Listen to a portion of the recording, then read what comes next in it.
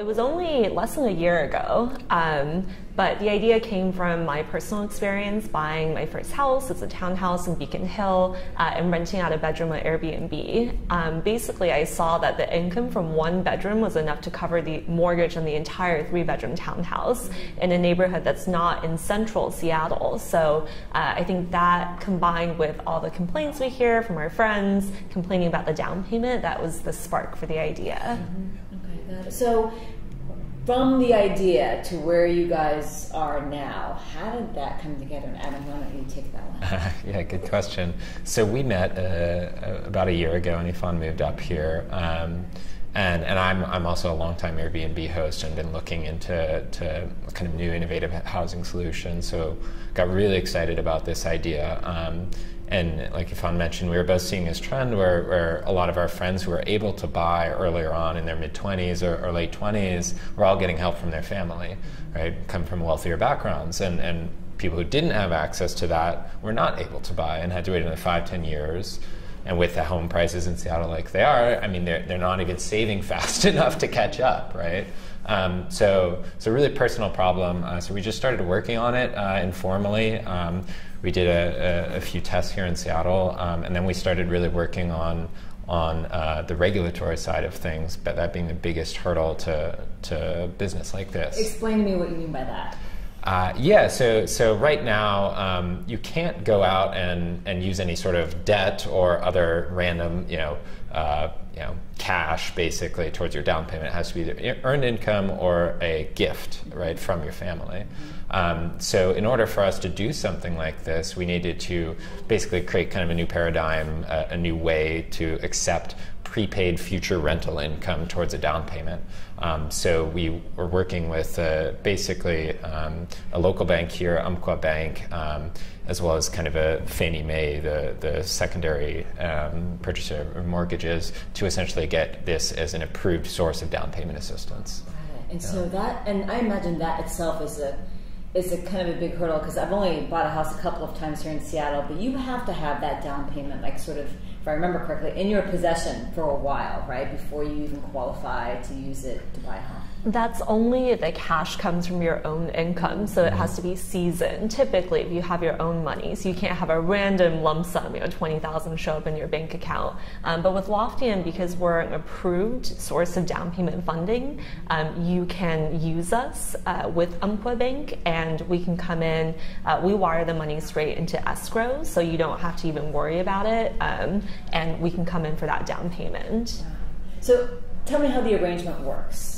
You give me money for a down payment, and what do I have to do in return? Yeah, so you can look at any house on Loftium.com to see how much down payment we can give you. And in exchange, you agree to Airbnb an extra bedroom for 12 to 36 months and split the income with Loftium. It's really that simple. It's not a loan. You don't have to pay us back anything, principal or interest. You just have to agree to split the income, whatever it is, over that set period of time. Is it kind of, it sounds like a little bit of a gamble, at least on your end. I mean, because we don't know what's going to happen to the Airbnb market. You don't know how many people are going to be interested in renting a room from them. How does that work for you?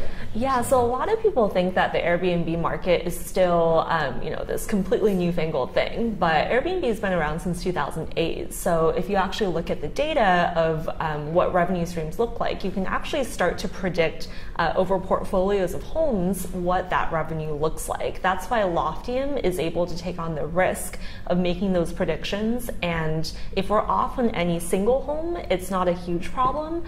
We look at kind of entire portfolios of say 50 or 100 homes to be able to predict that revenue. What's the maximum down payment you can give somebody?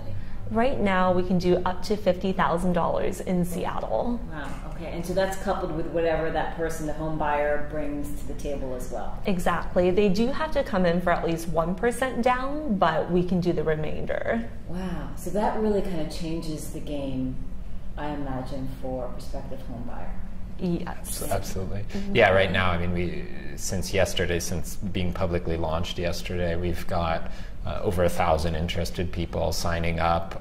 And often, people have, let's say, $20,000 saved, but they're able to afford, right now they're already paying $2,000, $2,500 a month on rent. So they're able to afford the monthly payments, pretty high monthly payments actually. So if we can come in and basically double their available down payment savings, all of a sudden it totally changes the equation on what homes they can actually afford. So are you allowing folks to do this on any house? Do you have to approve the house that they're buying? Because I imagine you have, you know, sort of a vested interest in making sure they buy a property that people would actually be interested in renting out. Yeah, so we do have a couple of requirements. So first of all, we can't do condos or homes with an HOA because a lot of times they don't allow for Airbnb. And we also need the house to be move-in ready, so it can't be a tear down that will take forever to renovate. But beyond that, actually, Loftium is pretty flexible. We can do neighborhoods, you know, as north as Northgate, all the way down to, you know, southwest Seattle. So it's a wide range, and we can do older and newer homes. We do adjust the down payment offer based on how well we think it's going to do on Airbnb, but it doesn't disqualify any home from the program. So it sounds like just City of Seattle for right now. Right now, just Seattle. So if I'm, you know, Edmonds or, you know, Renton or something like that, I'm not going to be able to take part, correct? Yeah, right now, no. But it's not because of Airbnb income. It's just, you know, we had to draw some lines of where we're going to start. Actually, Airbnb income is great all over this greater Seattle area. So we hope to expand soon. Yeah. And one of the things we're seeing is a lot of people who are living out in Edmonds and these areas are doing so more out of necessity, right? And so we're actually getting a lot of interest from people who are on the outskirts and who are looking to actually move a little bit closer to the city limits. So we're hoping that we can make that possible for people. You said, you know, I know there were two big stories that went out yesterday, both in the GeekWire and New York Times, so it's generating a lot of interest. Yeah. How many, and we're interviewing Laura later today, but how many folks do you sort of have in the system already? Yeah. You know? Yeah, I mean, as of right now, it constantly goes up. We're over 1,100 signups so far this morning after a day. So take me through the process then. So if I call you up and I want to do this, what happens from there? Yeah, you can take this one. Yeah, absolutely. Yeah, so if you sign up on Loftium.com, it's actually a very simple process. And our real goal is we don't actually make this, the home buying process is complex and, you know, exhausting, and there's so many different, you have your agent and your broker and all these players. So we like to be very, very streamlined. So basically, you sign up, and then if you have a real estate agent, great. If not, we can connect you to one. We only work with Umpqua Bank at this time. So right away, you can actually get introduced to one of our partner loan officers, start your pre-approval process. We do a background check as well, just to make sure that, you know, we're protecting not only our host, but also the host guests. But apart from that, as soon as you want, you can start getting an instant estimate on any home in Seattle. So you can go in, enter an address if it's on the market, or you can copy a URL from Redfin and get an instant offer. If you're interested, you want to move forward, then you can basically convert that estimate into a quote. And that's a committed quote that at that point you can take and use towards your down payment and make on an offer. So you don't even necessarily have to have the property that you want to bid on in mind when a customer comes to Loftium? Absolutely not. No. And we can work with customers, you know, they often have their real estate agents and the mortgage banks, but we can be another resource if they want advice on, you know, what types of properties they should look for. Should I do a mother-in-law unit or a spare bedroom? Absolutely. We can help them with that. One of our earliest customers that are closing in next week on their home with Loftium, they got introduced to us, and 48 hours later, they had pre-approval, they put an offer down on the home and won the offer. And it was their first offer with Loftium. Wow. So a great story, and it just shows we can move very, very fast. So let's talk about the Airbnb portion of it. How do you determine how long someone needs to rent out their room, and what kind of cut you take on that room? Yeah, it all depends on how much they need for their down payment. So we adjust the offer based on whether you need more upfront or you need more on a monthly basis. Because the monthly split, you know, a few $100s a month can really help, especially if you're trying to afford the PMI on a less than 20% down payment.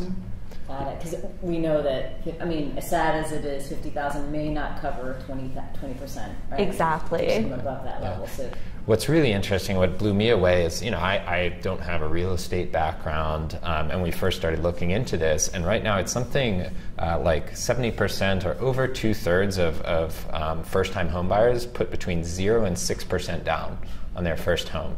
So this whole kind of 20% thing that I think most of us kind of grew up knowing that, okay, we have to hit 20% down, it doesn't make a lot of sense. And of course there's PMI, but if you look at appreciation and things like that, it often makes much more sense to buy with 5-10% down.